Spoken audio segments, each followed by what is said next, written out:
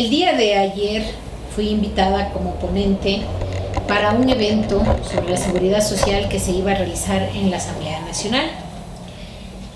Estaba designado para el efecto el Salón Tránsito Amaguaña. Sin embargo, cuando llegamos, nos informaron de que estaba prohibida la entrada porque el señor presidente de la Asamblea Nacional, Nils Olsen, había prohibido que se realice el evento. La pregunta es, ¿por qué tienen miedo de discutir el tema del seguro social? ¿Qué les preocupa? ¿Por qué no quieren que se abra un debate profundo, serio sobre el tema? Precisamente por esa razón hemos decidido hablar sobre el tema de la seguridad social y concretamente sobre el Instituto Ecuatoriano de Seguro Social. Como el tema es muy amplio, lo hemos dividido en varias partes. Esta primera se referirá a las generalidades y específicamente a la cobertura y suficiencia de las prestaciones del Seguro Social. Entonces, voy a realizar el comentario. Empezaré diciendo que para nadie pasa desapercibido la urgente necesidad de que defendamos el IES. En los últimos días hemos tenido noticias de varios sucesos que pretenden allanar el camino para la privatización de la institución. Obviamente, para cumplir un acuerdo con el Fondo Monetario Internacional.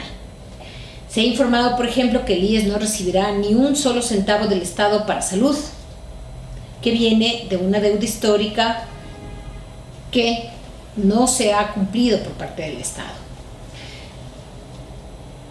Se dijo también, según la proforma presupuestaria, que no recibirá el IES 800 millones más o menos para el seguro de pensiones. Por otro lado, la corrupción sigue siendo el pan de cada día en esta institución. La Contraloría ha confirmado una millonaria glosa en contra de algunos funcionarios del IES por pagos irregulares a prestadores de salud externos, familiares del expresidente del directorio, representante del Ejecutivo Eduardo Lama, lo que ocasionó su renuncia. Como todos sabemos, el IES está conformado por 4 seguros: el seguro de salud individual y familiar, salud; el seguro de invalidez, vejez y muerte, que se llama o llamado de pensiones; el seguro de riesgos de trabajo y el seguro social campesino. Cada uno de ellos tiene un fondo propio que no puede mezclarse con otros. Este fondo es alimentado por los aportes de los afiliados, de los empleadores y las contribuciones del Estado. Las reservas de dichos fondos se capitalizan en el Banco del Instituto Ecuatoriano de Seguridad Social, o sea, del BIES. Estos fondos son de reparto, no de capitalización individual. ¿Qué significa esto? Que un fondo sea de reparto significa que se organiza en torno al principio de solidaridad, es decir, los montos de las pensiones y los montos de las atenciones en salud cubiertos por el IES no dependen de cuánto haya aportado yo o cada uno de los afiliados, sino en el caso de las pensiones de los mínimos y los máximos establecidos en la ley y en el caso de las atenciones médicas de las necesidades del afiliado o del jubilado. Esto por supuesto trae una ventaja, y es que precisamente las personas que menos aportan se beneficien de la solidaridad de los que más aportan. Cada seguro cubre ciertas contingencias y entrega prestaciones para cubrir estas contingencias. Por ejemplo, el seguro de salud lo que hace es cubrir las contingencias de enfermedad y entrega subsidios cuando uno falta a su trabajo por la enfermedad, o entrega prestaciones asistenciales, es decir, atención médica, cirugía, medicinas, etc. El seguro de pensiones, en cambio, atiende a la pérdida de ingresos por vejez, por invalidez o por viudez. Entonces, lo que hace es entregar precisamente pensiones cuando se han dado estas contingencias. En el caso del seguro de riesgos de trabajo, lo que se indemniza o se entrega pensión es por enfermedades o accidentes de trabajo según la incapacidad que estos hayan causado. En el caso del seguro social campesino, en cambio, las prestaciones que se entregan son a salud no solo del afiliado, sino también de su grupo familiar ampliado, y pensiones por vejez e invalidez. El modelo de los seguros sociales que recoge el Instituto Ecuatoriano de Seguridad Social es un modelo que tiene su origen en Alemania. a finales del siglo XIX, Bismarck creó este modelo, el modelo de los seguros. Está pensado para los trabajadores en relación de dependencia, es decir, es principalmente contributivo. ¿Qué quiere decir esto? Que se alimenta de los aportes que hacen los trabajadores, los empleadores y además unas contribuciones del Estado. Se diferencia ampliamente de otro modelo que viene más bien de Inglaterra, en el que no se financia con las contribuciones de los trabajadores, sino con impuestos. En el caso ecuatoriano está diseñado en la Ley de Seguridad Social desde el 2001. Inicialmente en el 2001 se hizo un sistema mixto, pero este fue declarado inconstitucional y se quedó completamente como un sistema de reparto. Tiene un modelo contributivo que depende de los aportes de trabajadores, empleadores y Estado, y tiene un modelo semicontributivo. El modelo semicontributivo supone que los afiliados aportan un mínimo y el resto lo aporta el Estado u otros afiliados. Estos semicontributivos son, en el caso ecuatoriano, el seguro que está dirigido para personas que realizan trabajo no remunerado en el hogar, y además también se lo encuentra en el Seguro Social Campesino. En uno y otro caso el Estado aporta. En el caso de las personas que realizan trabajo no remunerado en el hogar, además aporta la unidad familiar de manera escalonada, y en el caso del Seguro Social Campesino aportamos los demás trabajadores, es decir, quienes no pertenecemos al Seguro Social Campesino, y algunas empresas dedicadas a la salud.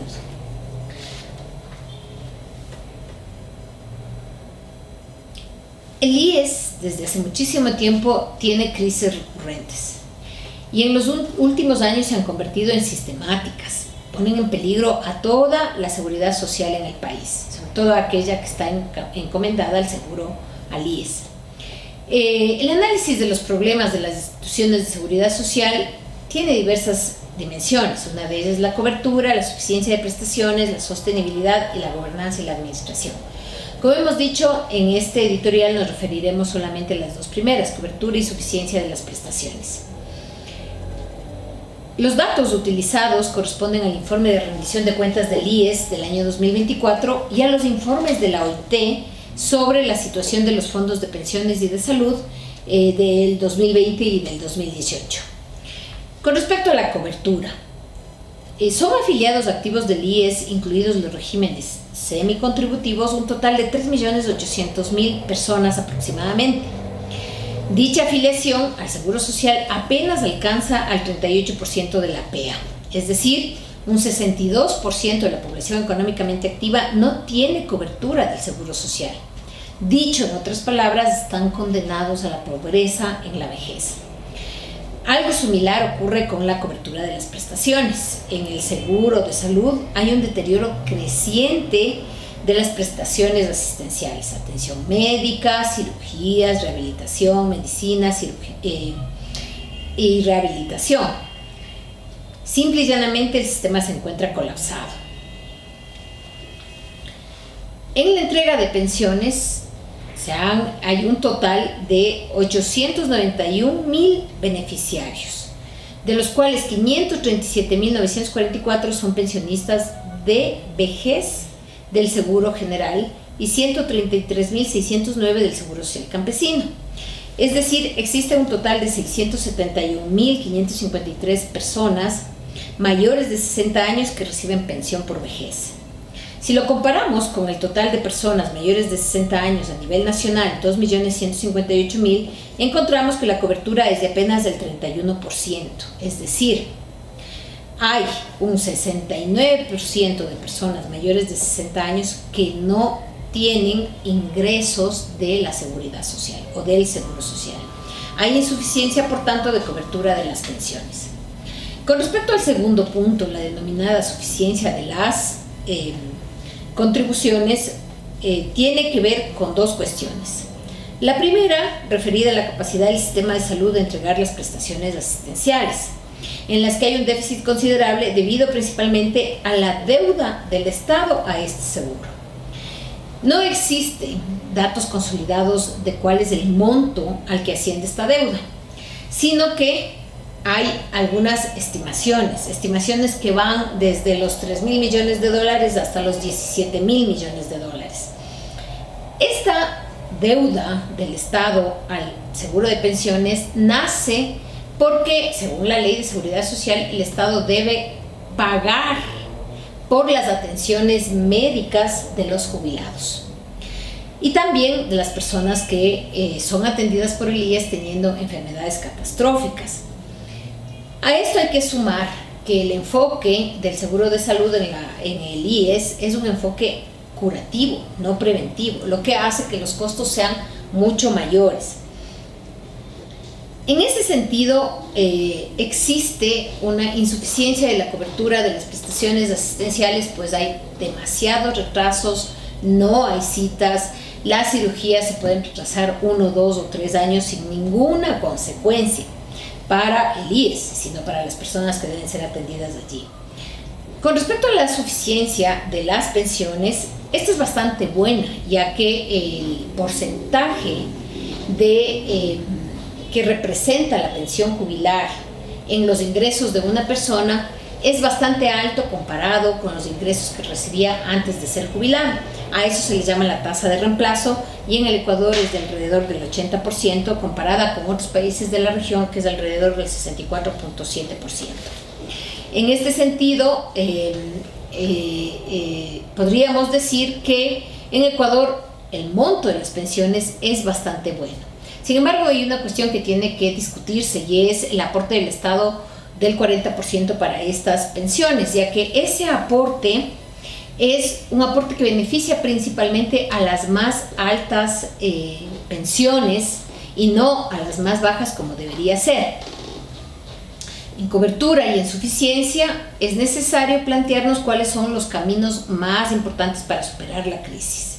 Y ahí, para terminar, debemos decir que lejos de lo que se ha dicho desde el gobierno, en el sentido de que hay que sacar las prestaciones de salud del IES para los jubilados y para los activos y llevarlos hacia la red de salud pública del Ministerio de Salud Pública o privatizarlos, no queda más que concluir que eso empeorará la situación, porque el sistema de salud pública regentado por el Ministerio de Salud es pésimo. No ha recibido inversión, no ha recibido mejora en los últimos años, y lo que vamos a garantizar es que lo poco que hay en el Seguro Social, en la atención en salud, ahora sea inexistente.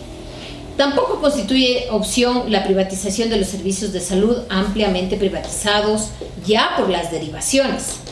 Llevar al ámbito privado las prestaciones significa que grandes porciones de afiliados van a ser excluidos de este derecho, ya que los modelos privados de salud tienen diferentes niveles de cobertura según el monto de la póliza y el monto de la prima de la que se trate o que se contrate. Aunque la enfermedad sea grave, si la póliza es mínima, seguramente no tendrá cobertura. Y esto es así porque hay un afán de lucro en las empresas que facilitan estos servicios, y se trata pues de capitalizaciones individuales. Y ejemplos hay muchos en América Latina, como por ejemplo el caso chileno o el caso colombiano. La mejor opción es que el Estado invierta en la red de salud pública, pague la deuda con el IES, prevea en el presupuesto general del Estado la contribución anual a salud, reoriente el enfoque hacia la salud preventiva y genere sinergias y cooperación entre la red de salud pública y el Ministerio de Salud. Y en el caso de las pensiones es necesario enfatizar en la necesidad de ampliar la cobertura con el fin de tener mejor relación de dependencia demográfica, es decir, que haya suficientes trabajadores activos cotizando que financien a aquellos que están jubilándose o jubilados. Dada la estructura del mercado laboral del Ecuador, donde la población mayoritariamente es subempleada y tiene un gran porcentaje en el sector informal, es necesario pensar en modelos de afiliación dirigidos a esta población y seguir mejorando las pensiones más bajas para favorecer y tener una vejez digna para las personas mayores de 60 años. Bueno, hemos escuchado, Angélica, tu editorial sobre un tema tan importante para el país. Hablar de seguridad social, al hablar del IES, estamos hablando de uno de los temas más sensibles, porque es justamente garantizar el derecho a la salud, el derecho a la vida de las personas, de las que están laborando, de las que están aportando a la seguridad social y que indudablemente con un aporte uno pretende tener una prestación de vida de calidad, como es el tener un servicio de salud, también un servicio de pensiones para la jubilación o para la vejez o para la discapacidad, pero en términos de recursos económicos que nos permitan tener una vida digna. Creo que esa es la aspiración que cualquier ecuatoriano o trabajador ecuatoriano pretende que se le entregue a través del Estado y de la seguridad social.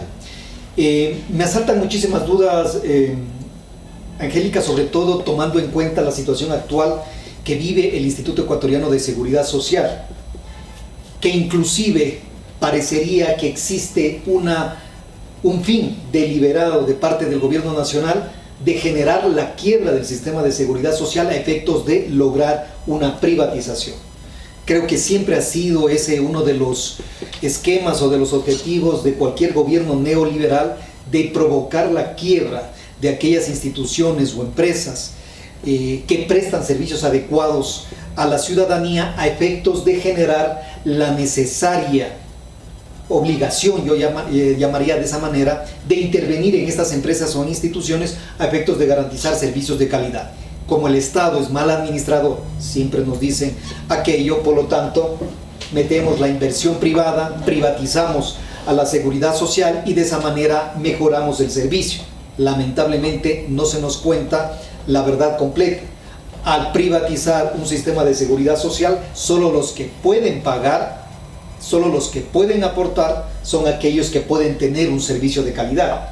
El resto de personas a la cola o al servicio público o simple y llanamente a morir en la orfandad, a morir en la enfermedad sin ningún tipo de asistencia de salud o a morir sin ningún tipo de pensión en la jubilación. Es decir, seguimos fomentando la pobreza y lo más terrible que es la pobreza en la edad en que una persona está para recibir, bajo las pensiones, recibir aquello por lo cual se trabajó toda una vida y que además tienen todo el derecho a recibir aquello que aportaron, como digo, durante toda una vida. Pero, Angélica, yo creo que es importante también analizar el sistema de la seguridad social en función del empleo. Del empleo en el país. Porque si tomamos los datos a diciembre del 2024, estamos hablando que 1 de cada 3 personas de la población económicamente activa tiene un empleo pleno. Eso significa de que solamente 1 de 3 son los que están aportando a la seguridad social. Así es. Los 2 tercios o las otras 2 de 3 significa de que están en un empleo informal, en el subempleo o el desempleo. Así es. Y eso es lo más preocupante porque de acuerdo a las cifras también, indudablemente a diciembre del 2024, estamos hablando que el empleo informal, el informal, está sobre el 50%. Si tenemos un empleo informal del 50%, ¿qué significa aquello? Que este empleo no es de aquellos que aportan a la seguridad social. Si no aportan, estamos hablando de que no tienen ningún tipo de derecho a las prestaciones que establece el Seguro Social, básicamente a la salud. Porque la pensión, las pensiones sí, luego, pero a momento actual no tendrían el derecho a la prestación a salud. Tendrían que recurrir a la seguridad, al Ministerio de Salud Pública o a la red pública del Estado, que ya sabemos en qué condiciones se encuentra. Si tenemos 2 personas de 3 que están en lo informal y adicionalmente tenemos el subempleo y el desempleo, que haciendo cifras estará sobre el 60 o 70%. Si estamos hablando de 1 de cada 3 personas que están en el empleo formal, significa que las 2/3 partes de la población económicamente activa está o informalmente empleada o en el subempleo o desempleada. Con lo cual, este sistema de seguridad social es imposible que funcione, o peor aún, que se sostenga. Si no se sostiene la seguridad social, podemos, y aquí cabe la pregunta, ¿podemos anticipar el fin de la seguridad social, el fin del Instituto Ecuatoriano de la Seguridad Social?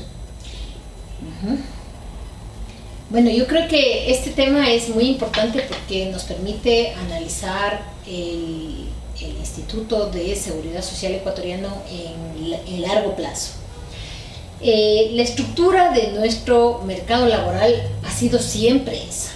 es decir, tiene un pequeño número de trabajadores con empleo pleno, es decir, con seguridad social, con salario básico, etcétera, que no llega o que apenas pasa el 30% de la población económicamente activa, o del 1 de cada 3 que tú decías, y el resto está en el subempleo, en el empleo informal, en el desempleo, etc. Siempre ha tenido esa estructura nuestro mercado de trabajo. Hay un desempleo además estructural, que no es que se logra reducir.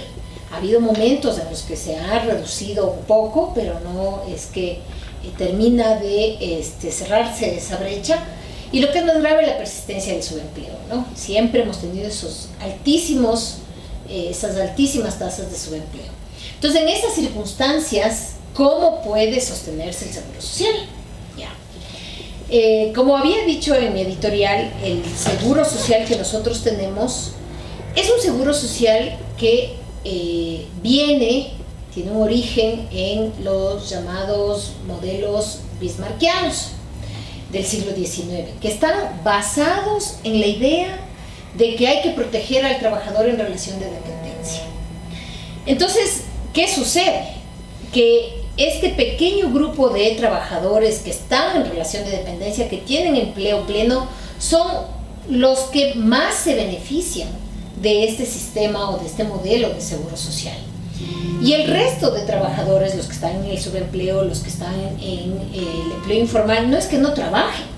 Lo que pasa es que no tienen una relación de dependencia. Y para ellos no está pensado el seguro social. ¿Por qué no está pensado para ellos? Porque es muy caro que el propio trabajador asuma el aporte tanto de él como del empleador que se asume en una relación de dependencia. Entonces, ¿qué quiero decir con esto? Quiero decir con esto que, dada la estructura del mercado laboral en el Ecuador, debemos pensar en un sistema de seguros que pueda o que tenga mecanismos de hacer más atractiva la aseguración de quienes no están en una relación de dependencia o en empleo pleno. Esto no quiere decir que no hay obligación actual. La ley de seguridad social en estos momentos sí establece la posibilidad, o más que la posibilidad, la obligación de que quien es trabajador autónomo o profesional en libre ejercicio se afilie al seguro obligatorio. O sea, de hecho, dice la ley que tenemos la obligación, por ejemplo, los que ejercemos una profesión liberal o los trabajadores autónomos, de afiliarnos. El problema es que es demasiado caro para quienes están en las escalas más bajas, ¿no? Y porque más o menos el mínimo que tendrías que pagar es casi $100. Entonces, pensemos en aquellos trabajadores autónomos que no llegan ni siquiera al salario básico. ¿Cómo pueden destinar $100 para afiliarse al seguro social? Entonces ahí hay un problema. Entonces tenemos que pensar en mecanismos o en sistemas que permitan que esos estratos con menos ingresos puedan tener cobertura del seguro social. ¿Cómo hacer eso? Hay muchas formas. Un ejemplo es lo que se hizo con los trabajadores no remunerados del hogar, en el que personas que no tienen ingresos, no solo que reciben poco, sino que no tienen ingresos, están cubiertas por la seguridad social a partir de un aporte que da el Estado y la unidad familiar, o sea, la familia, digamos, de quien hace este trabajo. Desde ese punto de vista, lo que habría que decir es que si bien una de las principales motivaciones o una de las principales búsquedas y finalidades debería ser que todos los que estamos trabajando tengamos un empleo pleno, eso no es fácil ni posible en el corto ni en el mediano plazo. Y que mientras tanto no podemos dejar desamparadas a todas aquellas personas que están en el subempleo, en el empleo informal. Entonces es necesario pensar en un sistema de seguridad social que atraiga a esos grupos de personas, que les cubra con su protección para permitir que tengan salud y pensiones, que son lo más importante. Entonces ese es un primer elemento a tomar en cuenta, o sea, el mercado de trabajo, la forma que tiene el mercado de trabajo en nuestro país. Eso es obvio porque no somos un país industrializado. Entonces, en un país industrializado, tú podrías decir la mayoría de la población tiene relación de dependencia. En un país como el nuestro, la mayoría del empleo está en las actividades de servicios y en las actividades de la agricultura y la pesca, y no en el sector industrial. Entonces sí tenemos un problema con la estructura misma del mercado de trabajo. Ahora, lo que tú decías, que era el punto central de esto, ¿cómo entonces aseguramos la supervivencia del IES? ¿Y no estamos acaso frente a su desaparición? Yo te diría que no estamos frente a su desaparición, porque la estructura del mercado en el Ecuador ha sido esa desde que nació el IES, y sigue siendo.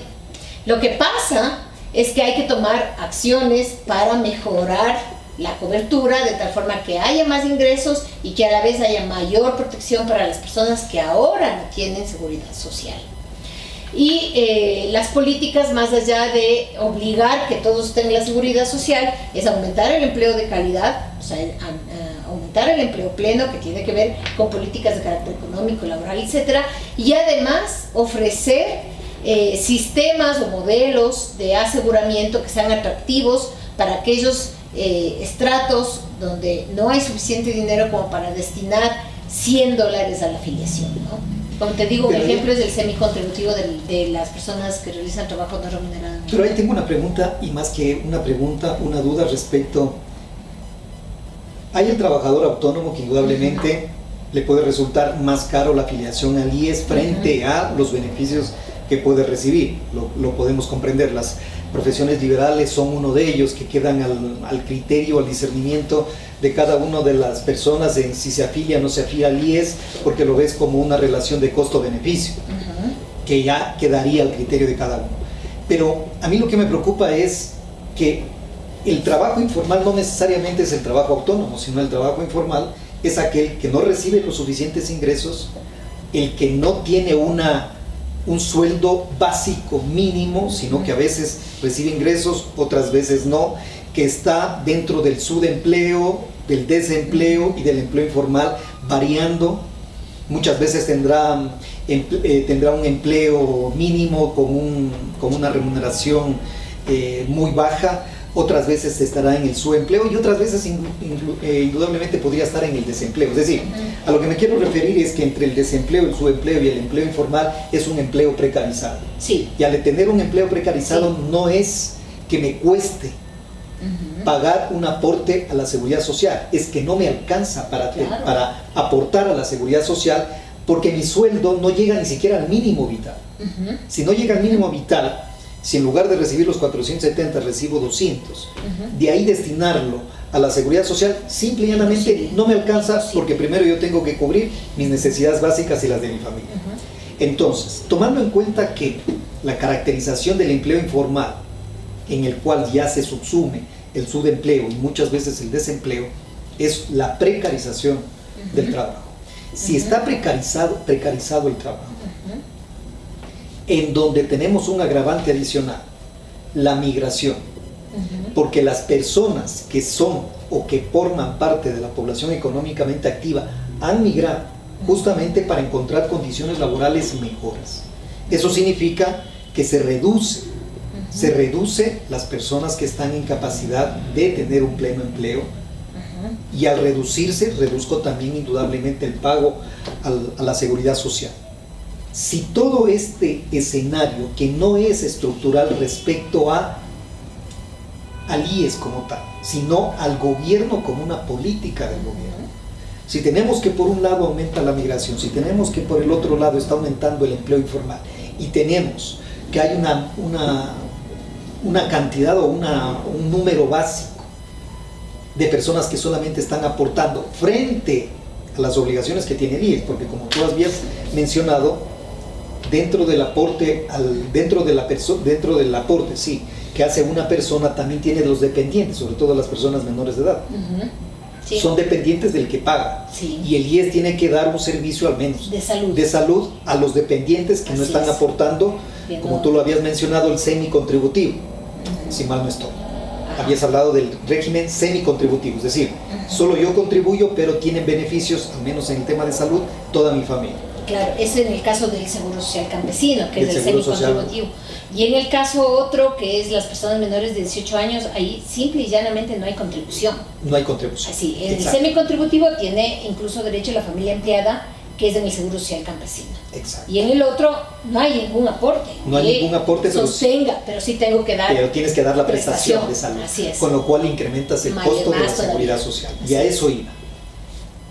¿Acaso no necesariamente es un problema estructural? Porque yo lo veo como que es un problema también de una política de gobierno. Pero por supuesto. Y al ser un problema de la política de gobierno, entre menos empleo formal, menos contribución al IES. Sí. Si hay menos empleo formal, obviamente que voy a disparar la migración, pero adicionalmente el desfinanciamiento de la seguridad social, con las consecuencias debidas de aumento de pobreza, de falta de servicios públicos o de prestaciones de servicios de salud desde el Seguro Social a las personas, y sobre todo el tema de las pensiones por la jubilación, por vejez o por discapacidad, que ahí entra un tema que es importante analizar. ¿Hasta cuándo, hasta qué fecha o hasta dónde la Seguridad Social podrá seguir sosteniendo las pensiones de jubilación cuando existe un empleo precarizado? Ya, primero yo creo que hay que hacer varias distinciones allí, ¿no? Entonces, no todo trabajo sin relación de dependencia es un trabajo precarizado y tampoco es un trabajo informal. Voy a poner un ejemplo. O sea, la primera diferenciación que me gustaría hacer es el trabajo en relación de dependencia versus el trabajo sin relación de dependencia. Un profesional en libre ejercicio, por ejemplo un abogado en libre ejercicio, no tiene un trabajo precarizado. Bueno, algunos sí, pero muchos no. Es más, hay estudios jurídicos que facturan bastantes miles de dólares al año y sin embargo no están afiliados al Seguro Social. Ese grupo de la población económicamente activa, que es muy reducido además, sí es reducido, pero tampoco es demasiado pequeño, porque estamos hablando de todas las profesiones liberales: médicos, estamos hablando de abogados, estamos hablando de arquitectos, ¿no?, que no tienen relación de dependencia, simple y llanamente no están afiliados al Seguro Social, ¿no? Las razones no te sabría decir, pero hay otro grupo importantísimo, que algunos son trabajo precarizado y otros no, que son los dueños de transporte público, ¿no? O sea, porque aquí no solo tenemos el transporte público del municipio, sino de aquellas cooperativas en la que el señor que conduce el bus es el dueño del bus y además tiene a un conductor, ¿no? El dueño del bus cuando conduce el bus, o el dueño de un taxi cuando conduce el taxi, será seguramente trabajo informal. Algunos, otros no, otros serán trabajo precarizado, otros no, pero ellos no aportan al Seguro Social. Entonces ahí tú tienes un espacio grande de trabajo. En el caso de los profesionales liberales no precarizado, que deberían estar aportando al Seguro Social ahorita, y no lo hacen. ¿Por qué no lo hacen? Porque las tarifas son muy altas, porque tienes que tú solito enfrentar el aporte del empleador y el aporte del trabajador. Voy a ponerte un ejemplo. Un abogado que recibe en promedio mensualmente unos $1,500, ¿cuánto tendría que aportar al IES? Tendría que aportar lo que aportaría si tuviera relación de dependencia el empleador y él, o sea, un 20.6%, ¿no? Sería 260 más 50, casi $300 los que tendría que aportar solo el abogado. Entonces no lo hace. Lo mismo el médico, que hay médicos que facturan bastante. Entonces ahí tenemos una porción de la población. Otra porción de la población es aquella a la que tú te refieres, precarizada, que es mucho más grande, subempleada, precarizada, subempleada y encima informal. Ahí sí estamos hablando de una proporción importantísima y grande. 50%, o sea, la de más o menos. Y ahí tenemos niveles, ¿no? Porque el hecho de que sea informal, también hay estratos de trabajo informal. Te voy a poner un ejemplo. La ferretería, que vende un montón, pero que tiene además trabajadores, y que no es formal, porque no está en el RUG, porque no está en el SRI, menos tiene a los trabajadores en el IES, etc. Entonces hay trabajo no formal, o sea, trabajo informal, que no necesariamente tiene bajos ingresos. Entonces, no quiero decir con esto que la mayoría de trabajo informal no tenga bajos ingresos.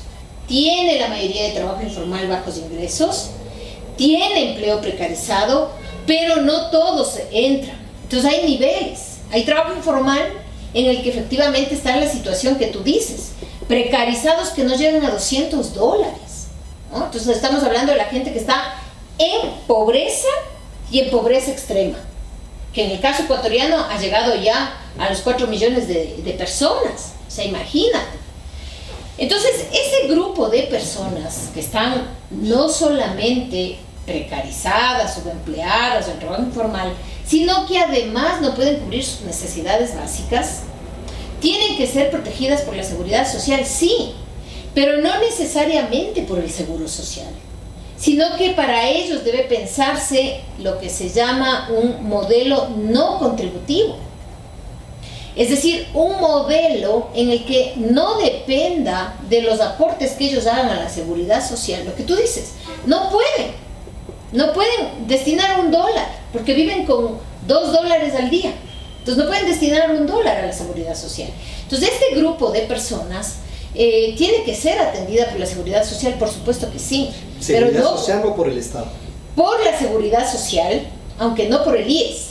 Podríamos decir, hay modelos en los que esta atención de este grupo no lo hace el IES, lo hace la seguridad social que viene del Estado a través, por ejemplo, del Ministerio de Inclusión Social.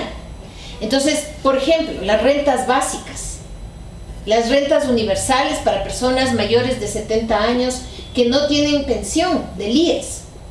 Así cubres tú a estas personas que no han podido, por la precariedad de su trabajo, porque tienen ingresos muy bajitos, atender a el cuidarse a sí mismo, que es aportar al IES. Entonces, ¿qué es lo que en la actualidad se plantea? Se plantea que debe haber una complementariedad entre los diferentes sistemas de seguridad social. Haz de cuenta que la seguridad social es el paraguas, es un gran paraguas.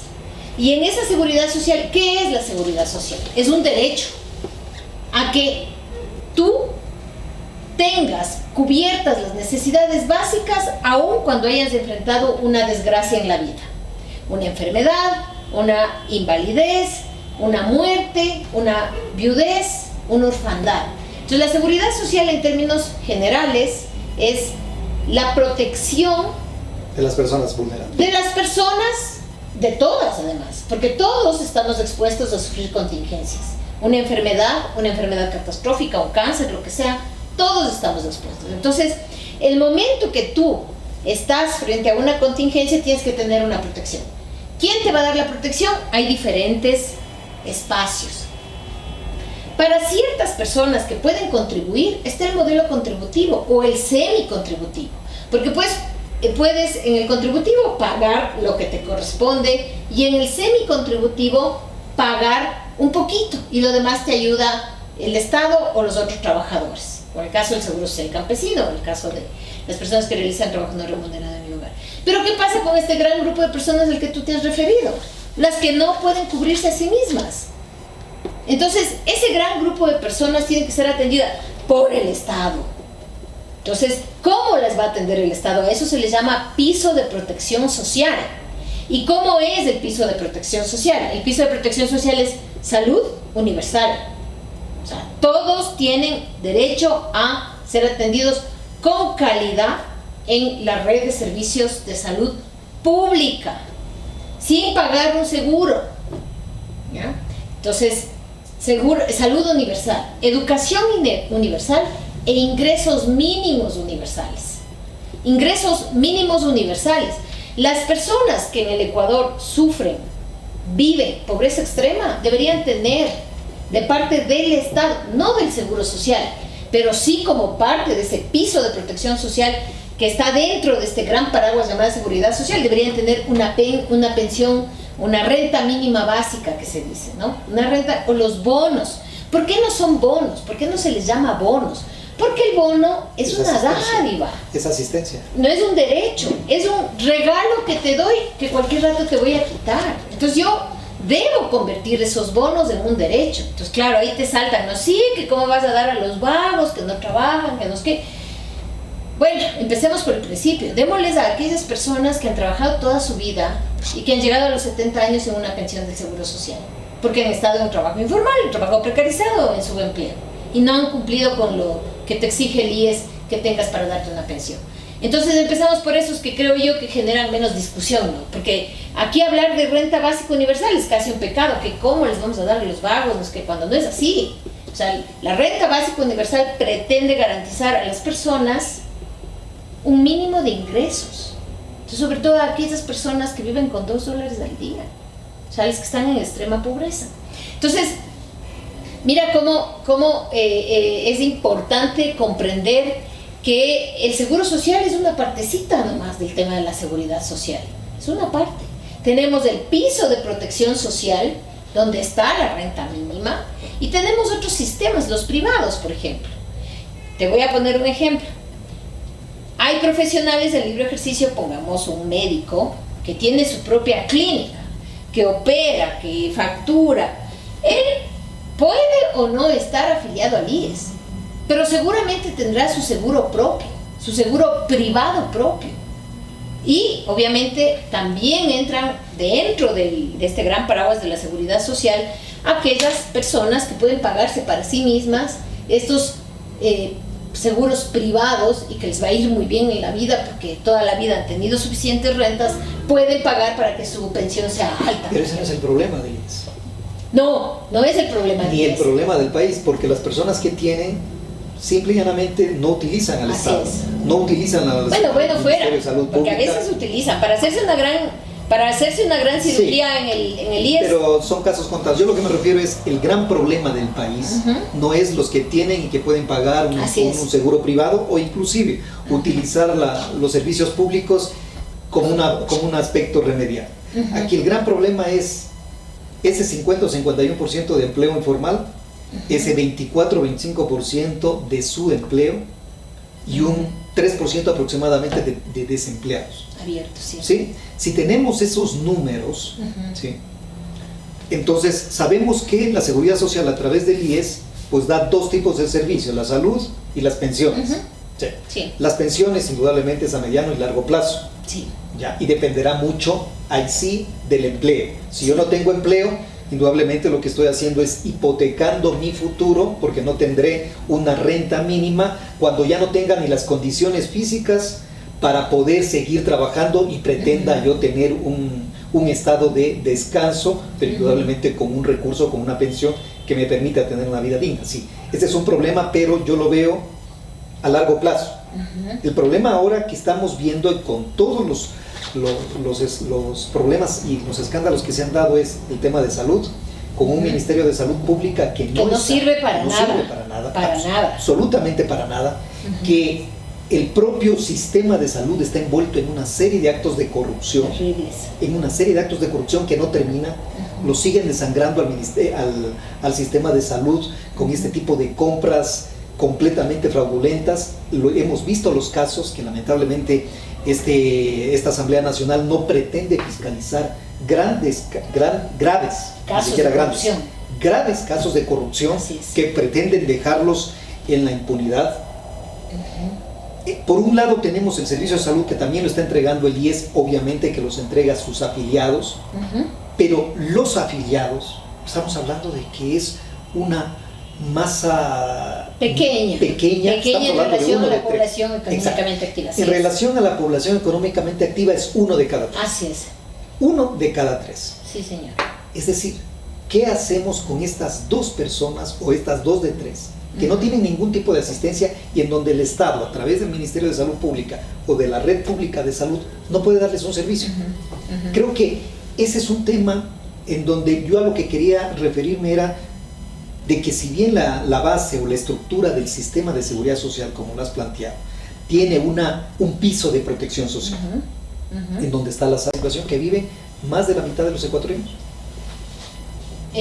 Bueno, yo ahí diría que esa es una discusión que va más allá del seguro social, ¿no? Esa es una discusión que va a el modelo económico que plantea un gobierno. Entonces, si un gobierno plantea un modelo económico que dice el Estado tiene que ser chiquitito y solamente los que puedan pagar van a tener salud y los que puedan pagar van a tener educación y los demás, lo lamento mucho, estamos hablando de un modelo neoliberal. Eso es lo que plantea un modelo neoliberal. Excluyente. Por supuesto, excluyente, y no solo excluyente, sino si tienes dinero, tienes derechos. O sea, esos no son derechos, son privilegios. Así es. Entonces, cuando hay un modelo económico de ese tipo, como es el que nosotros tenemos en este momento, básicamente lo que te están diciendo con palabras bonitas, disfrazadas, es, vea, si usted tiene dinero, podrá tener salud. Si usted tiene dinero, podrá tener educación. Lo demás no me importa. ¿Por qué? ¿Por qué dice esto este modelo económico? Porque dice, ¿sabe qué? La libertad es suficiente para garantizar la riqueza de todos.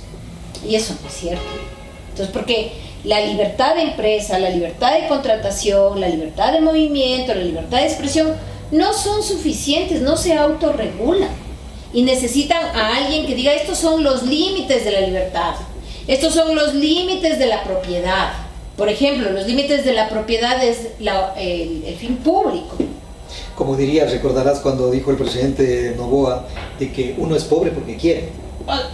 Recuerda que dijo que si trabajas bastante vas a tener hasta postre. Es decir, el problema no es la política del gobierno, sino el problema es nuestro de que no queremos trabajar. La mala actitud de que no queremos trabajar. Obviamente eso es o representa el modelo neoliberal, que básicamente lo que plantea es un Estado pequeñito y vean ustedes, mátense para ver quién tiene privilegios y quién sobrevive.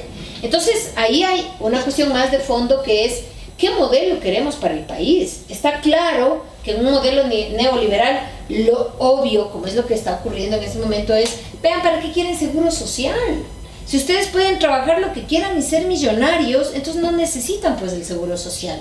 No necesitan pues los bonos. Pueden trabajar 24 horas al día, o como decían en algún otro país, vender un riñón y tener para sus gastos.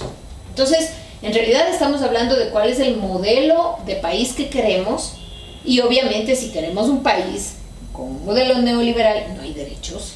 No hay derechos. Y bajo ese modelo, una reforma a la seguridad social no es posible. No, pues la reforma de la seguridad social en un modelo neoliberal es esta. O sea, ahorita se está discutiendo, acuérdate que en este momento está planteada una inconstitucionalidad para la reforma que se hizo con la ley esta de fortalecimiento crediticio que pasaba la cartera del BIES, que es además una cartera buenaza, a la banca privada. A la banca privada. ¿Qué quiere decir eso? Porque eso parecerá una cosa pequeñita, pero la cartera del BIES es una cartera bastante segura, porque como te comentaba, la mayoría de personas que están afiliadas al Seguro Social tienen relación de dependencia, les puedes descontar lo del préstamo. Entonces, esa cartera se pasa al sector privado. Entonces, el sector privado dice, gracias, pues tengo tremenda garantía. Es cobrar sobre seguro. Exacto. Entonces, pero por otro lado también está toda esta propuesta de sacar la salud de los jubilados y de los jubilados a la red de salud pública del Ministerio de Salud Pública. ¿Cuál red? Si no existe. Entonces lo que yo estoy diciendo es, salgan señores jubilados, a ustedes ya no les voy a dar salud. Eso estoy diciendo. Porque la red de salud pública del Ministerio de Salud no existe. Solo hay ahí unos armatostes llamados hospitales, nada más. Pero entonces, Angélica, ahí volvemos al inicio. No podemos discutir ningún tipo de sostenibilidad de la seguridad social, ni mucho menos una reforma a la seguridad social sin discutir el modelo económico y laboral del país. Totalmente de acuerdo. Entonces, si nos abstraemos del modelo económico laboral, podemos plantear, claro, la mejor reforma en seguridad social que garantice la permanencia por varias generaciones de una seguridad social que sea eficiente y que te dé servicios de calidad. O sea, lo que te están diciendo, lo que te está proponiendo el gobierno desde el gobierno de Lazo, aumentemos la edad de jubilación hasta los 70 años. Sí, pero en este país nadie te contrata a los 40, a los 45. Entonces, ¿de qué me estás hablando cuando dices que aumentemos la edad para y eso para el ¿cómo se llama? Para el empleo bajo relación de dependencia. Sí. Para el empleo que no tiene relación de dependencia, es decir, ya no Peor. existen ni las oportunidades ni para uno de 20, de 30, de 40, Así peor de es, 50. así es. Por ende, a lo que me voy, y es que eso creo que debe ser de una u otra manera, uno de los aspectos fundamentales de la discusión pública y a Sí. nivel nacional, Sí. es el modelo económico que está implementando el actual gobierno y que viene desde hace algún tiempo, inclusive de hace 2 gobiernos anteriores, sigue siendo un modelo en donde reduce la cobertura Sí. para solamente los que pueden pagar, pero no genera empleo. No genera empleo de calidad. Exactamente. Además, acuérdate que nosotros salimos de una pandemia que golpeó severamente al empleo en relación de dependencia. Y los números que ahora tiene la afiliación del Seguro Social están recién recuperando lo que se perdió por la pandemia. O sea, estamos mal, pero tiene que ver justamente con el modelo, y eso me parece que es bien importante que la gente comprenda, en el sentido de que si en un gobierno neoliberal como es el actual se va a hacer una reforma de la seguridad social, ya sabemos cuál es el resultado. El resultado es la pérdida de derechos, porque si es que yo estoy planteando que vayan los jubilados al Ministerio de Salud Pública y el Ministerio de Salud Pública no ejecuta su presupuesto, no tiene plata para ejecutar, despide médicos y les mando ya a los jubilados, lo que les estoy diciendo a los jubilados de señores, ustedes no tienen seguridad social, más todos los que no tienen salud, más todos los que no están afiliados y que no tienen salud. O sea, en un modelo neoliberal de Estado, obviamente no hay derechos y se pierden los que se tienen. Pero y ahí vuelve nuevamente a surgir la pregunta fundamental. Si la seguridad social se encuentra atada al mercado laboral, y no solamente al mercado laboral como tal, sino al empleo de calidad, porque yo puedo tener a una población bajo relación de dependencia, pero pagándole muy alta, pero pagándole el mínimo. Sí. Con lo cual igual sigo desfinanciado porque yo tengo que prestar servicios de salud y pensiones de calidad sobre la base de una aportación muy baja, que no me alcanza a cubrir o a financiar el resto de prestaciones. Insisto, si esto está atado al mercado laboral, ¿cómo yo, como ciudadano, o como fuerza, o como colectivo, como lo que sea, cómo le exijo a un gobierno que me garantice seguridad social a través del trabajo, del pleno empleo, si no forma parte, si esta política de pleno empleo no forma parte de la política pública del gobierno? Es como que le exijo a alguien que no me puede dar porque no forma parte de su visión. Peras al olmo. Exacto. Peras al olmo. Seguimos prácticamente marchando sobre el mismo terreno con una precarización inclusive absolutamente... Y cada vez va a ser mayor, ¿no? Y exactamente, va a ser mayor. Entonces, ahí, como ciudadano, siempre me lo he planteado. Si yo me encuentro en una situación tan difícil en donde quiero mejor prestaciones del seguro social, quiero tener un pleno empleo, pero el gobierno ni es competente, ni es capaz, ni tiene como un objetivo de política pública generar mayor capacidad de empleo, entonces, ¿qué hago como ciudadano? ¿Cuál es mi alternativa para conseguir una mejora de las condiciones? Bueno, la primera cuestión que hay que hacer es cambiar de gobierno. Pero eso no se lo puede hacer fácilmente. Es que cuando tú decides votar por un gobierno que tiene una agenda neoliberal, estás votando por la eliminación de derechos. Salud, educación, seguridad social. Por eso votas. Otra cosa es que en la campaña te digan que no es así, pero cuando un gobierno tiene un signo de derecha y tiene una propuesta neoliberal como es la actual, por ejemplo, o como es la del señor Lasso, entonces claramente tú lo que estás votando es eliminación del derecho a salud. Lasso y Noboa. Lasso y Noboa, el actual Noboa y Lasso anterior, lo que estás votando es por la eliminación de los derechos económicos y sociales, punto, y no hay vueltas que darse. Y claro, el gran argumento es que tú podrías cubrirte todos esos derechos, claro, pero si hubiera trabajo, pues no puedes comparar con Estados Unidos o no puedes comparar con Dinamarca, donde tú pierdes tu empleo y más o menos, estaba leyendo el otro día, más o menos tardas una semana en conseguir otro. Y podemos compararnos con Chile, porque Chile prácticamente va por el mismo sendero cuando ha escogido un gobierno ya no de derecha, sino ultraderecha. No solo, fíjate lo que pasa en Chile. Chile es bien interesante porque nos han dicho que es la economía más estable, que se desarrolló, inclusive ha habido quienes han dicho que se ha desarrollado con Pinochet, ¿no? obviamente no puedes desarrollarte cuando hay crímenes de lesa humanidad. O sea, no hay desarrollo económico que valga cuando tengas que violar los derechos de las personas. Matar a miles de personas. Pero ahí hay un sistema privado de salud. Y un sistema privado de pensiones. ¿Qué es lo que pasó? Claro, cuando a ti te venden, cuando viene la empresa y dice, vea, usted gana $5,000 mensuales, entonces usted va a tener derecho a una pensión semejante a lo que gana actualmente. Entonces, las personas de más altos ingresos dicen, por supuesto, porque ya no tienes que pensar en el que gana menos y que tú no puedes llegar a tener esos mismos 5,000 de pensión jubilar, porque esa plata que tú aportas tiene que ir también para cubrir los demás de abajo, que es el sistema de reparto.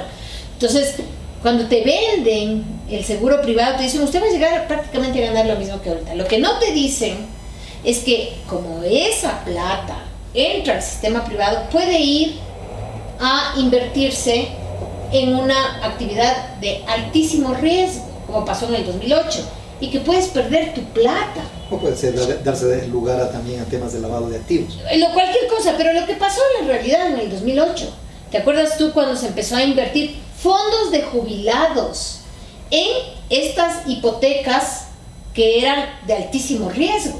Entonces, los fondos de jubilados privados fueron a invertir en estas buenísimas inversiones y después te quedaste tú sin pensión. Sí, pero, a ver, diferenciemos un poco. El tema de Chile indudablemente tiene fondos privados de pensiones con alto riesgo de... Altísimo, y eso pasó, ¿no? Sí, altísimo riesgo de que puede no lucrarse o puede que incluso no rinda de acuerdo a la inversión realizada. Perfecto. Así es. Pero adicionalmente, Chile mantiene un nivel de empleo muy superior indudablemente al Ecuador, no hay puntos de comparación. Así es. Que eso permite también que la población tenga trabajos, pleno empleo, y de esa manera también pueda cubrir sus necesidades básicas, tanto de alimentación, de educación y de salud. Más o menos, porque sí, en realidad, o sea, sí, tal vez mejor está en mejores condiciones. Por supuesto, a lo que sí. voy es, con mejores condiciones nuestras, en donde se ha garantizado de parte de un gobierno el empleo, porque creo que una de las políticas públicas de todo gobierno es dar trabajo, generar empleo, porque eso es generar productividad. Así es, productividad y riqueza. Productividad y riqueza. Chile está en una condición superior al Ecuador respecto al empleo y sobre todo a la producción y riqueza, por supuesto, a pesar de que tenga niveles de desigualdad abrumadores. Apostarle por una tendencia de ultraderecha que, como lo mencionaste, va a generar exclusión, va a generar destrucción inclusive del empleo y pérdida de derechos humanos, ¿acaso no constituye también un aspecto o una situación en donde la propia gente o el propio pueblo chileno está apostando por su destrucción, con los antecedentes que hemos hablado de lo que genera una política neoliberal? O sea, es un tema complejo porque no solamente tienes que hablar de cómo un pueblo logra o vota por una tendencia que claramente ni siquiera miente, o sea, porque te dice la verdad. Dice la verdad, vea, yo aquí lo que voy a hacer es flexibilizar más la relación laboral para que venga más, entre comillas, inversión extranjera que le apuesta solamente a la especulación. Voy a votar a todos los migrantes porque los migrantes de aquí vienen a hacer lo que les da la gana y además quitan el empleo, o sea, ese tipo de cosas que además ni siquiera te mienten, como aquí el señor Noboa, ¿no? Bueno, él sí mintió. El señor Lazo, digamos, ya que mintió menos porque se mostró tal como era. Yo soy de derecha, soy un dueño de un banco que tuve que ver con el feriado bancario y sin embargo las personas le votan. La gran pregunta es, ¿eso es democracia? Yo opino que no, porque cuando mientes y utilizas todo el aparato de los medios de comunicación para evitar el debate y le simplificas a una posición a favor o en contra, poniendo a unos de buenos y a otros de malos, porque eso es lo que se hizo en Ecuador. Unos son buenos y otros son malos, unos son el diablo y otros son Dios. Entonces evitas el debate. Y la democracia no es solo ir a las urnas, es que el debate sea informado, público, profundo. Y eso lo han evitado los medios de comunicación, porque han sido los que han encendido un posicionamiento entre dos posturas. Bueno, sí. Los narcotraficantes y los no narcotraficantes. Si tú no estás de acuerdo con el gobierno, eres narcotraficante a favor de los GDOs. Si tú estás de acuerdo con el gobierno, no eres narcotraficante. O si tú estabas con la oposición, quieres el retraso del país. Si estás con el gobierno, quieres el adelanto. O sea, eso no es debate. Eso es poner o encasillar con unos rótulos a unos y a otros. Punto. Entonces, eso no es democracia. Porque la democracia no solamente es ir a las urnas cada 4 años. Son prácticamente democracias plebiscitarias, pero eso punto. es muy Y no hay nada de debate, no hay una democracia deliberativa, no hay nada. Entonces, para mí, eso no es democracia. Pero digamos que un pueblo informado decida votar, pongamos el caso chileno es un ejemplo. Podría ser un porque ejemplo. Porque a la final el presidente electo no es que se ha mostrado de una persona distinta a lo que él ha sido. Él dice públicamente ha dicho que Pinochet fue un gran presidente y desconociendo las graves violaciones de derechos humanos, por supuesto. Entonces, si ya tienes a un candidato que te desconoce, te desconoce el dolor, te desconoce el sacrificio de vidas, las muertes de cientos de personas, o de miles de personas en la dictadura, se habla más o menos de unos 30.000 personas. Imagínate, construir un supuesto progreso económico a través de la vida, o sea, eso no es justificable. Eso es el capitalismo de la muerte, ¿no? Exacto. El necrocapitalismo. Pero si tienes a una persona que te reconoce, termina ganando las urnas. Y supongamos que sea un pueblo informado, digamos que sea un pueblo informado. Porque además acuérdate que en el caso de Chile, el señor Boric estaba en la presidencia, ¿no? Es decir, una persona que se mostró, que dijo que era de izquierda. Que nació fruto de la movilización y de un reclamo social frente al tema de la salud y el tema de la educación, y que terminó allanando el camino para que venga una persona de extrema derecha. Entonces digamos que ese pueblo es informado y que decidió ir por la opción de la extrema derecha.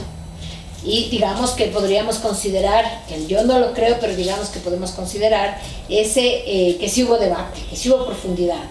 Entonces estamos hablando ahí de una serie de errores de la llamada izquierda en el poder, ¿no? O sea, ¿qué es lo que ya no podríamos encontrar la explicación en que les mintieron?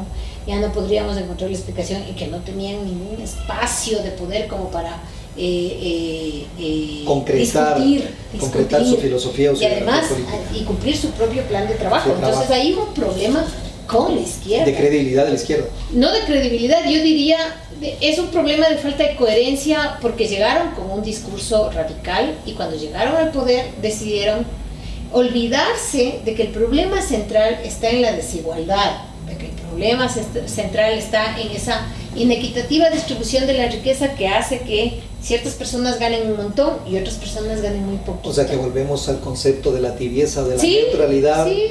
Como decía Rosmundo Tuto, cuando una persona escoge el camino de la neutralidad frente a las injusticias o las violaciones de derechos humanos, entonces transformado en cómplice. Entonces ahí sí cabe, si alguien se presenta de izquierda y llega al poder y no va a discutir los temas centrales de la izquierda, que son la distribución de la riqueza, que son la explotación del trabajo de las personas, que son los derechos, salud y educación, estamos hablando de que esa persona le está haciendo el trabajo sucio a la derecha. Es lo que pasó.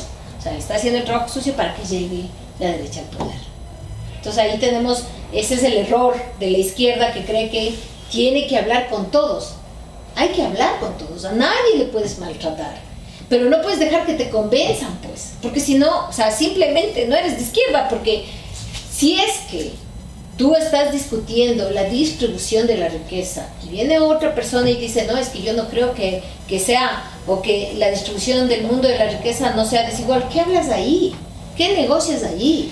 Y yo creo que aquí, con respecto a lo que tú dices, hay un tema que es interesante analizarlo respecto de los datos que salieron han sido publicados últimamente respecto de la reducción de la pobreza en América Latina. Claro, yo no entendería de que América Latina presente datos de reducción de la pobreza. América Latina, como no se ha presentado en más de 20 o 30 años, según la información que salía, porque Ecuador forma parte de América Latina. Y si me dicen que ha habido una reducción de la pobreza en América Latina, entiendo que el Ecuador forma parte o que ha presentado niveles de reducción de la pobreza. Pero inclusive en este punto, con estos datos, Milei ha dicho, aquí están los datos. vieron que Argentina ha logrado la reducción de la pobreza apropiándose de esos datos para presentarse como si fueran sus políticas las que están incidiendo. Entonces luego se presentan o luego se desglosan los datos y se ve que es México y Brasil los que y aportan. Colombia. Pero México y Brasil, por sus economías, aportan más del 66% en los datos de reducción de la pobreza. Y México y Brasil tienen signo de izquierda. A eso iba. Yo creo que también aquí está un problema en donde si tienes dos referentes como México y Brasil gobernados por fuerzas progresistas o de izquierda, que han tenido como objetivo único la reducción de la desigualdad social y sobre todo la redistribución de la riqueza, ¿por qué eso no se ha generado como un efecto de dominó, si lo podríamos llamar de esa manera, a estos gobiernos en donde le han apostado ya no solamente por la derecha como tal, sino le han apostado por una tendencia de mayor fuerza como la ultraderecha? ¿Qué ha pasado con América Latina como tal, que no ha llegado esa influencia de estos dos países, de México como Brasil, a efectos de generar una política de que lo principal en cualquier economía del mundo es el empleo? Si no hay empleo no podemos hablar absolutamente ni siquiera de los derechos más básicos que tiene el ser humano. Bueno, yo creo que eso tiene que ver con el signo político claramente. O sea, la derecha no es que, perdóname, pero la derecha no es que quiera que una sociedad tenga menores índices de pobreza. Lo que la derecha quiere es que una sociedad genere mucho lucro. Más dinero. Y que ese lucro se vaya a determinados, entre comillas, llamados los inversores, los que apuestan su capital, los que entre comillas dan trabajo, que no es cierto. Entonces, no es que la derecha quiera la reducción de la pobreza, no, la derecha quiere más ganancia. Y claro, cuando esa ganancia es desregularizada, como es el neoliberalismo, se apropia el más fuerte, punto.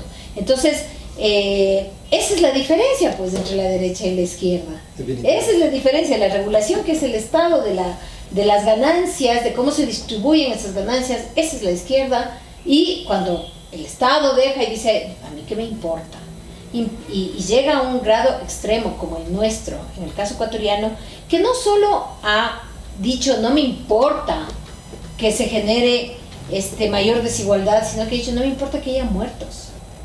Porque el hecho de que en este país haya todos los días muertos en las calles significa que hay un interés económico muy fuerte en el tráfico de drogas, que a alguien le genera ganancia y que al gobierno y al Estado no le importa, porque si no, algo haría para evitarlo.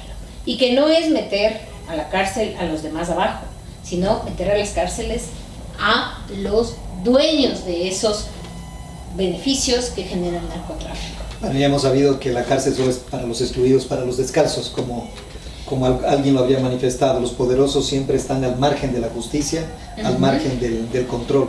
Y de los llamados comunistas, ¿no? O sea, para ellos está la cárcel. Yo creo que incluso para ir cerrando, una pregunta final: ¿cómo conservas, cómo proteges o cómo garantizas que lo poco que se tenga no termine destruyéndose con gobiernos de corte neoliberal, gobiernos que tienen una agenda en donde es la concentración del poder, la concentración de la riqueza, la exclusión de las grandes mayorías, y no necesariamente a través de políticas públicas directas, sino simple y llanamente con la falta de incentivo, con la falta de una política pública de pleno empleo, o con la falta de una recaudación efectiva para que paguen los que más tienen? Con solo eso se amenaza al sistema que tú mencionaste, es bismarckiano. ¿Cómo proteges bajo esta óptica del poder? ¿Cómo se defiende lo logrado en las décadas anteriores y que garantizaba el pleno ejercicio de los derechos? Un mínimo, por lo menos, porque un mínimo. O sea, me parece que en este momento estamos en la fase de proteger lo poco que tenemos. ¿Cómo lo protegemos? Y me parece a mí que la protección va más allá de creer que es la institucionalidad la que nos va a salvar. Me refiero concretamente a que si nuestras esperanzas están cifradas en que la Corte Constitucional declare la inconstitucionalidad de A o B, estamos perdidos, porque la Corte Constitucional es una institución que también ha sido cooptada por la derecha y que no va a ser el garante de estos mínimos que tenemos. Y lo digo porque en enero del 25, con respecto al IES, sacó una decisión que está en la sentencia 72 de enero del 25, la sentencia 72 de inconstitucionalidad, en la que declara que es inconstitucional el artículo 28.1 de la Ley de Seguridad Social, con lo que hace que elimina el procedimiento para elegir al representante de los trabajadores y de los empleadores que ella misma mandó a hacer. ¿Por qué? Porque lo que dijo la Corte Constitucional es a la Asamblea Nacional: haga una ley que permita que todos los afiliados participen y haya voto directo para seleccionar al representante de los afiliados. Eso lo dijo la propia Corte Constitucional en el 2016. Y en el 2025, cuando ya se logra, después de muchas vicisitudes, se logra ese artículo en la ley, la Corte dice: no, señores, ¿saben qué? Yo lo elimino. Y punto. Entonces, fíjate lo que eso significa. Entonces, creer que esa es la solución, yo creo que estamos justamente equivocados. Me parece a mí que hay muchas soluciones. Por ejemplo, se debe volver a retomar. Hubo una iniciativa popular normativa que llevó justamente a la reforma del artículo 28, que ahora ha sido desaparecida ya. Una iniciativa popular normativa. Se debe activar la movilización social, se debe llamar a juicio político a todos los que quieren destruir el IES, se debe tomar cuentas de lo que ha hecho el IES, porque en el IES tampoco podemos decir, sí, es una noble institución, pero no podemos decir que... no está sujeta a ningún tipo de control. No está sujeta a ningún tipo de... La Contraloría. Ya, la Contraloría es el control. La Contraloría tiene una agenda política. Fíjate, no solo que tiene una agenda política, fíjate, la Contraloría acaba de ratificar una glosa en contra de funcionarios de segundo nivel por el tema del pago de las derivaciones a familiares del que era representante del Ejecutivo en el Consejo Directivo. Y ese representante del Ejecutivo no puede ser llamado a juicio político, porque hay una comisión que no permite ni siquiera que le pidan información, peor que les llamen a juicio político. Entonces, fíjate. Se espera poder significar la pérdida de todo. Bueno, muchas gracias, seguiremos conversando.